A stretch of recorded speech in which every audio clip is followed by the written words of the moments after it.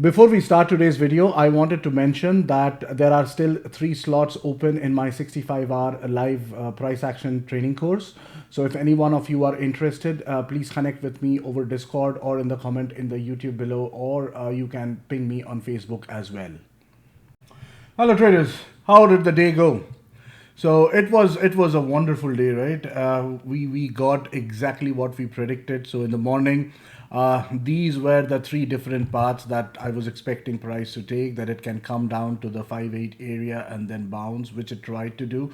And then I said that if we come down below the 5-8 area, we can actually make a deep pullback into the 4-0 area, and below the 4-0 area we can go to the 2-5 area, which was the midpoint of the breakout bar on the daily chart, right?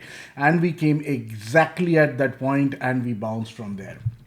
So let us take a look based on these plans. How did we play at the weekly chart, right? What happened on the weekly chart? That was something really interesting. So on the weekly chart, we went and hit this wedge. Hit this wedge, and immediately we started reversing, right? So that is what I was looking for, that what happens when we go above this wedge. And when we went above this wedge at around 55.90 and we could not get to the 94.96 area or above, and we started dumping, I had the opinion that we will get a red RTH day. So that is what was reflected in all these things, right? If otherwise, the other problem was if we get down below 58, come above 58 again, then we will create a trading range in this area. However, we never came above 58, correct? And we just kept on dumping here. So what we did was we saw bar 1 come down here, but this was a very strong inside bar. I actually went long above bar number 2, and I went long with 2 contracts and came out of both the contracts below bar number 5. And when I saw that this area got retested, this 7-4 area got retested, and we were coming down, I sold under 7-3, and my target again was the 5-8 area, and we got that, right? And if you look from here, from the top to the bottom, the bears actually got around 18 points, so that was a good area where I came out. So with 18 points, this was a good trade. Now when this started happening, I was thinking that, okay, are we getting into this trading range mode? But then what I did was I took let me remove all the drawings first. So what I did was I took a fib from the top to the bottom and wanted to see what happens when we come to the 50% area. Do we go above it, or do we close below it? I did not want to take any trades prior to that, because otherwise it will become very confusing for me myself, because after such a big dump day, we should actually see something that is getting rejected at the 50% area and we are coming back down, right? So that is the normal process that we have. So I sold below this bar again, which is bar number 22, and again my first profit taking was at 5.8.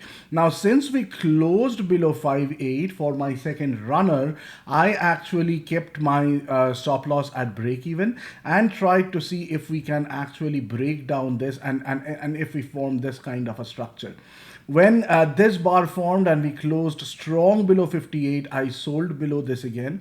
My first exit was at the 4-0 area, because I was expecting that this may hold, right? This bar from Tuesday, I was expecting this to hold because we had a body gap here.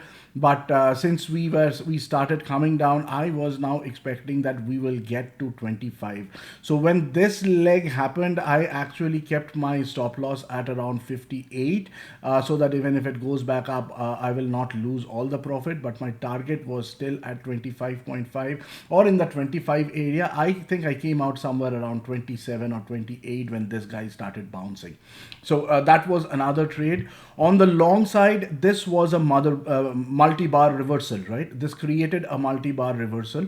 So at this point of time, I started thinking that, okay, the bulls may actually get 1:1 of this. And we did get 1:1 of this. I did come out of my primary contract here, and then the other contract I came out below this candle, below candle number 61, and then I waited because I was not sure what was happening here. So this was the current 50% area, and we came below this 50% area, but then we were not getting good bars below this.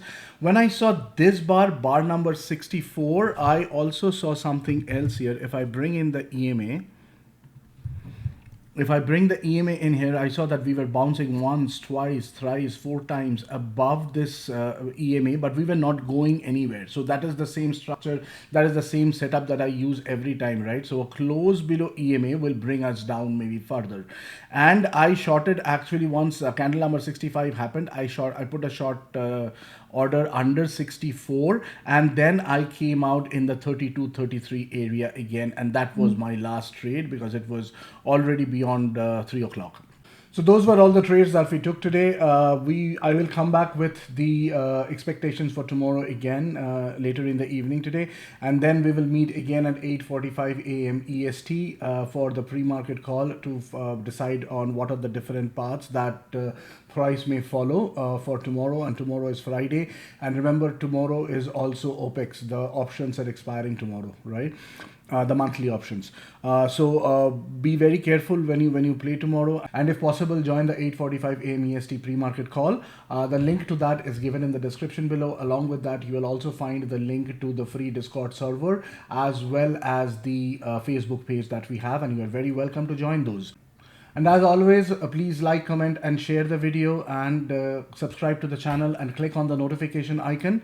And I will see you guys very soon. Have a great evening, traders.